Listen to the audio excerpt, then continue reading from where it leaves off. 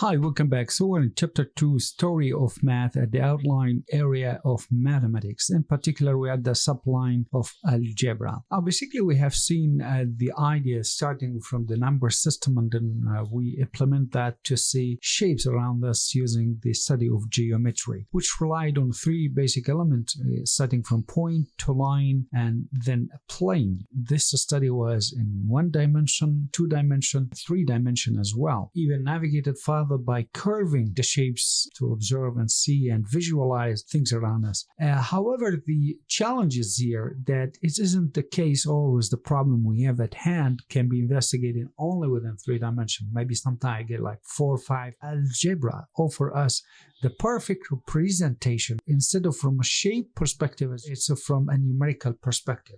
Now, in a basic term of definition, algebra is just a study of variables and rules for manipulating these variables in formulas. Now, basically at school, you might encounter with the different fields study of algebra, you might get something called the elementary algebra with polynomials, which are the underpinning actually of the entire domain of algebra. On the rules of mathematics, then you got like to understand what this abstract algebra in particular, for example, they study the structure as groups or rings or field. You got the Boolean algebra, which actually abstracting the computation with only true and false, 0 and 1. You get like a commutative algebra, which is the study the commutative rings. You get like a computer algebra, the implementation of algebraic method as algorithms and computer programs. You got algebraic number theory, which investigate the property of numbers, as we have seen, like natural number, real numbers, etc. And maybe you get like something called algebraic geometry theory, which is actually a branch of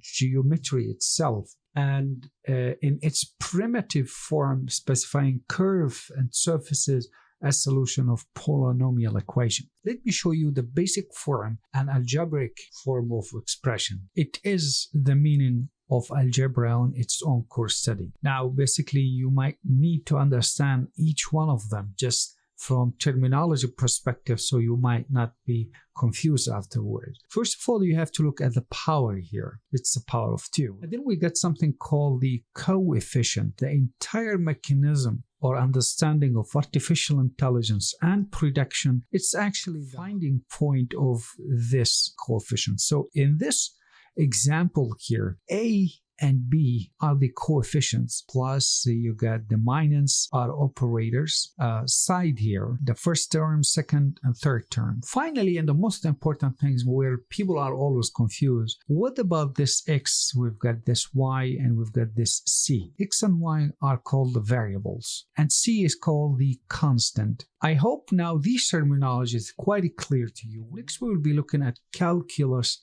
and analysis field of mathematics. I'll see you then.